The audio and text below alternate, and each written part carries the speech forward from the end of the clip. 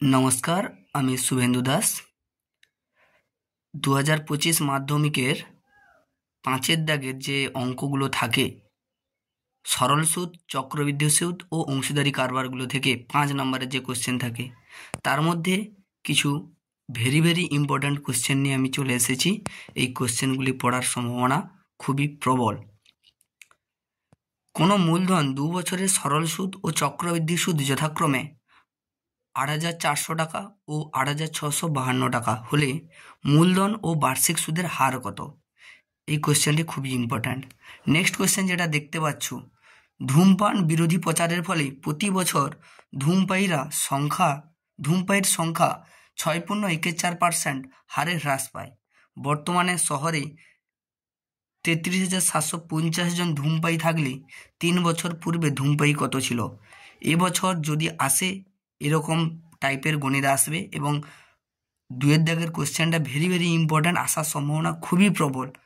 Double triple যত পারো star দিয়ে রাখো, এই কোশ্চেনটার উপর আসার সম্ভাবনা খুবই প্রবল। যদি এই দুটো কোশ্চেন যদি মিস্টেক যায়, দুটোর মধ্যে 2-এর দাগের কোশ্চেন যদি কোনো কারণবশত মিস্টেক যায়, তাহলে তোমরা করে থাকবে বইয়ের 46 নম্বর পেজের 13 দাগের অঙ্কটি। কোনো মূলধন একই বার্ষিক শতকরা সরল সুদের হারে 7 বছরে সুদে আসলে 7,100 টাকা এবং সুদে আসলে 6,200 টাকা হলে মূলধন ও বার্ষিক শতকরা সরল সুদের হার নির্ণয় করো। 5 নম্বরের এটি দিতে পারার সম্ভাবনা বেশি আছে, দেওয়ার সম্ভাবনা। নেক্সট কোশ্চেন 20 দাগের কোশ্চেনটি দেখো। 20 দাগের কোশ্চেনটির দিকে লক্ষ্য রাখো। একটু যদি কোশ্চেন টাফ করে তাহলে এটা দিয়ে দিতে পারে, রথীনবাবু তার 2 মেয়ের প্রত্যেকের জন্য ব্যাংকে এমনভাবে টাকা জমা রাখেন যাতে প্রত্যেক মেয়ের বয়স যখন 18 বছর হবে তখন প্রত্যেক মেয়ে 1,20,000 টাকা করে পাবে।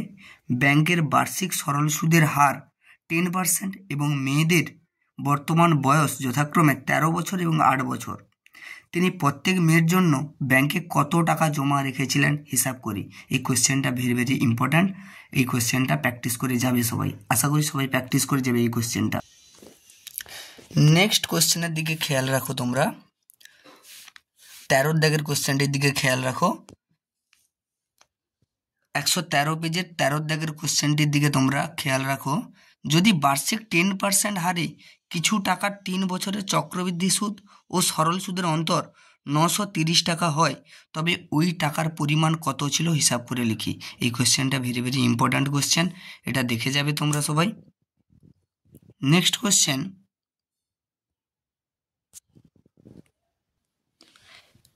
বইয়ের 115 পেজের 26 দাগের যে উদাহরণটা আছে, আমার কাকার কারখানার একটি মেশিনের মূল্য প্রতি বছর 10% হারে হ্রাসপ্রাপ্ত হয়। মেশিনটির বর্তমান মূল্য 60,000 টাকা হলে 3 বছর পরে ওই মেশিনটির মূল্য কত হবে নির্ণয় করো। দুটি পদ্ধতিতেই করা যায়, দুটি পদ্ধতি ব্যবহার করে এই অঙ্কটি করবে। ভেরি ইম্পর্ট্যান্ট এবছরের মাধ্যমিকের জন্য। তারপর 116 পেজের 28 দাগের অঙ্কটির দিকে খেয়াল রাখো। এই কোশ্চেনটা ভেরি ইম্পর্ট্যান্ট, আসার সম্ভাবনা খুবই প্রবল, তোমরা করে যাবে। কোনো রাজ্যের পথ নিরাপত্তা সংক্রান্ত প্রচারাভিযানের মাধ্যমে পথ দুর্ঘটনা প্রতি বছরের তুলনায় 10% হ্রাস পেয়েছে। বর্তমান বছরে ওই রাজ্যে যদি 2,916টি পথ ঘটনা ঘটে, তবে পূর্বে ওই রাজ্যের দুর্ঘটনার সংখ্যা কত ছিল তা হিসাব করে লিখি। ভেরি ইম্পর্ট্যান্ট কোশ্চেন, এই কোশ্চেনটা আসতেই পারে, না আসার কোনো সম্ভাবনা নেই দেখতে পাচ্ছি, আসবেই, 100% আসতে পারে। যদি কোনো কারণবশত মিস খায়, লক্ষ্য করো 117 পেজের 60 দাগের অঙ্কটি। একটি গাছের উচ্চতা প্রতি বছর 20% হারে বৃদ্ধি পায়। গাছটির বর্তমান উচ্চতা 28.8 মিটার হলে 2 বছর আগে গাছটির উচ্চতা কত ছিল নির্ণয় করি। এই অঙ্কটি। কিংবা নেক্সট 9 দাগের কোশ্চেনটা লক্ষ্য রাখো। শোভনবাবুর ওজন 80 কিগ্রা, 80 কিগ্রা। ওজন কমার জন্য তিনি নিয়মিত হাঁটা শুরু করলেন। তিনি ঠিক করলেন যে প্রতি বছরের প্রারম্ভে যা ওজন থাকবে তার 10% হ্রাস করবেন। 3 বছর পরেই শোভনবাবুর ওজন কত হবে তা হিসাব করে লিখি।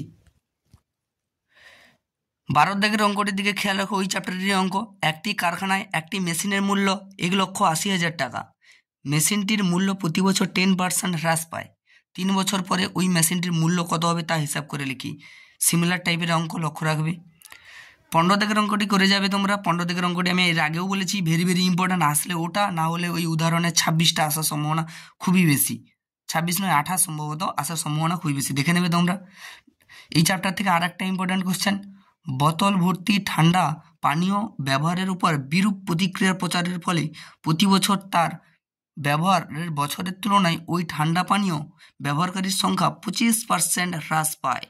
3 বছর পূর্বে কোনো ঠান্ডা পানীয় ব্যবহারকারীর সংখ্যা 80,000 হলেই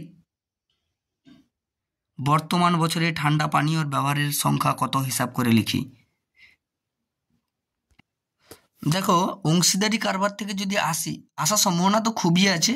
আশা করি এই বছর অংশীদারি কারবার থেকেই অঙ্কটি তুলে দেবে তোমাদেরকে। দেখো 5 দাগের অঙ্কটির দিকে খেয়াল রাখো, কত নম্বর পেজ দেখতে পাচ্ছ? 203 পেজের 203 পেজের 5 দাগের অঙ্কটির দিকে দেখো। দীপু, রাবেয়া ও মেঘা যথাক্রমে 6,500 টাকা, 5,200 টাকা ও 9,100 টাকা মূলধন নিয়ে একটি ছোট ব্যবসা শুরু করলো ও ঠিক 1 বছর পরে 14,400 টাকা লাভ হলো। ওই লাভের 2/3 অংশ সমানভাবে এবং বাকি অংশ মূলধনের অনুপাতে ভাগ করে নিলে কে কত টাকা লভ্যাংশ পাবে নির্ণয় করো। অঙ্কটি খুবই ইম্পর্ট্যান্ট অঙ্ক, এটা করে যাবে, ভেরি ভেরি ইম্পর্ট্যান্ট। দাগিয়ে রাখো, 2টো স্টার 3টে স্টার যা লাগিয়ে রাখবে লাগিয়ে রাখতে পারো, কোনো অসুবিধা নেই। 6 দাগের গণিতের দিকে দেখো, 3 বন্ধু যথাক্রমে 8,000, 10,000, 12,000 টাকা সংগ্রহ করে এক ব্যাংক থেকে কিছু টাকা ধার নিয়ে একটি ব্যবসা শুরু করেন। বছরের শেষে তারা দেখলেন 13,400 টাকা লাভ হয়েছে। সেই লাভ থেকে ব্যাংকের বছরের কিস্তি 5,000 টাকা শোধ দেওয়ার পর বাকি টাকা তারা মূলধনের অনুপাতে ভাগ করে নিলেন। লভ্যাংশ থেকে কে কত টাকা পাবেন হিসাব করে লিখি। অঙ্কটি ভালো মতো করে যাবে, অঙ্কটি খুবই ইম্পর্ট্যান্ট। নেক্সট 8 অঙ্কটি তোমরা দেখো, 3 বন্ধু যথাক্রমে 1,20,000 টাকা, 1,50,000 টাকা ও 1,10,000 টাকা মূলধন নিয়ে একটি বাস ক্রয় করেন। প্রথমজন ড্রাইভার ও বাকি 2জন কন্ডাক্টরের কাজ করেন। তারা ঠিক করেন যে মোট আয়ের 2/5 অংশ কাজের জন্য 3:2:2 অনুপাতে ভাগ করবেন এবং বাকি টাকা মূলধনের অনুপাতে ভাগ করে নেবেন। কোনো এক মাসে যদি 29,260 টাকা আয় হয় তবে কে কত টাকা করে পাবেন নির্ণয় করি।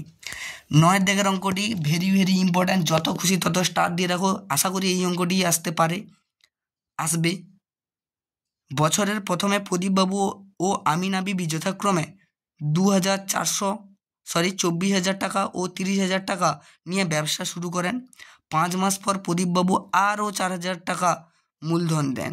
বছরের শেষে 27,716 টাকা লাভ হলে কে কত টাকা লভ্যাংশ পাবেন হিসাব করে লিখি। অঙ্কটিকে ভালো মতো দেখে যাবেন এবং এই বছর এই অঙ্কটা আসার সম্ভাবনা খুবই বেশি। 9 দাগের গণিতরা ডবল স্টার, ট্রিপল স্টার যে যত মেরে রাখতে পারো মেরে রাখো, এটা আসার সম্ভাবনা আছে। ওই চ্যাপ্টারেরই 14 দাগের অঙ্ক একটু লক্ষ্য করো, 204 পেজে 14 দাগের অঙ্ক। 2 বন্ধু যথাক্রমে 40,000 টাকা ও 50,000 টাকা নিয়ে একটি যৌথ ব্যবসা শুরু করেন। তাদের মধ্যে একটি চুক্তি হয় যে লাভের 50% নিজেদের মধ্যে সমান ভাগে ভাগ এবং লাভের অবশিষ্টাংশ মূলধনের অনুপাতে ভাগ হবে। প্রথম বন্ধুর লভ্যাংশের পরিমাণ যদি দ্বিতীয় বন্ধুর লভ্যাংশ অপেক্ষা 800 টাকা কম হয় তবে প্রথম বন্ধুর লভ্যাংশের পরিমাণ হিসাব করে লিখি। এই কোশ্চেনটা খুবই ইম্পর্ট্যান্ট, টেস্ট পেপার 2টো টেস্ট পেপারেই একবারে ছাপিয়ে দিয়েছে, তার জন্য এটা ভালো মতো দেখে যাবে। আর উদাহরণ 202 পেজের উদাহরণ 12 দাগেরটা লক্ষ্য করে যাবে। সাব্বা, দীপক ও পৃথা যথাক্রমে 6,000 টাকা, 8,000 টাকা ও 9,000 টাকা মূলধন নিয়ে একটি ব্যবসা আরম্ভ করলো। কয়েক মাস পরে সাব্বা আরও 3,000 টাকা লগ্নি করলো। বছরের শেষে মোট 3,000 টাকা লাভ হলো এবং পৃথা 1,080 টাকা লভ্যাংশ পেল। সাব্বা 3,000 টাকার কত লগ্নি করেছিল নির্ণয় করি। Very very important question, test পেপারে এটাকেও ছাপিয়ে দিয়েছে, ঠিক আছে। এগুলো দেখে যাবে, আশা করি যে এইগুলোর মধ্যেই আছে কোশ্চেন। এটা জানবে যে এগুলো সবগুলোই ইম্পর্ট্যান্ট, কিন্তু গণিতে কোনো সাজেশানই হয় না, ঠিক আছে। যত তোমরা প্র্যাকটিস করবে সেটা তোমাদের উঠে থাকবে। প্র্যাকটিস হচ্ছে গণিতের মূল অস্ত্র, ঠিক আছে।